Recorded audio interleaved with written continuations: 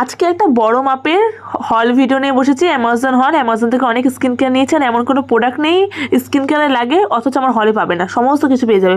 Sheet mask নিয়েছি moisturiser, এখানে ponds bright beauty আছে, গার্নিয়ারের রিঙ্কের লিফট ময়শ্চারাইজার আছে, এটা অ্যান্টি এজিং। মায়ের জন্য নিয়েছিলাম ওলে আছে, এটা আমি সেকেন্ড টাইম ইউজ করছি, ভীষণ ভালো ময়শ্চারাইজারটা ইউজ করে দেখতে পারো। মামাআর্থের ময়শ্চারাইজার নিয়েছি ডেইলি ইউজের জন্য। নেক্সট মামাআর্থের সেম রেঞ্জের একটা ময়শ্চারাইজার নিয়েছি, এটা বিটরুটের।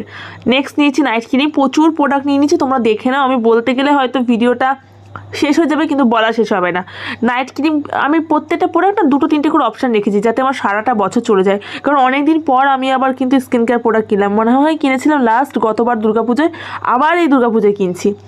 আর আমার জানো তো, আমি একটা জিনিস মনে মনে ডিসিশন নিয়েই নিয়েছি, আমার কাছে যদি কখনো টাকা না থাকে তাহলে আমি মেকআপ করা হয়তো ছেড়ে দেবো, কিন্তু স্কিন কেয়ারটা সব সময়ের জন্য শপিং করে যাবো। কারণ স্কিনটা যদি ভেতর থেকে হেলদি থাকে, স্কিন ভালো থাকে, তাহলে মেকআপ না করেও তোমাকে খুব সুন্দর লাগবে দেখতে।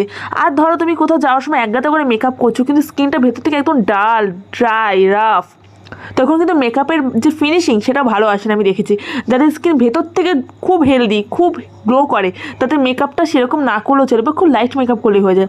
তাই আমি এখন থেকে বেশি স্কিন কেয়ারেই প্রেফার করি, জোরটা দিই স্কিন কেয়ারের উপর। আর প্রচুর প্রচুর শ্যাম্পু নিয়েছিলাম, মায়ের জন্য একটা সেট, আমার জন্য একটা সেট, ভাইয়ের জন্য একটা সেট। আর আজকে হল ভিডিও এখানে শেষ করলাম। তোমাদের কোন প্রোডাক্টটা পছন্দ হচ্ছে আমাকে কমেন্টসে জানিও।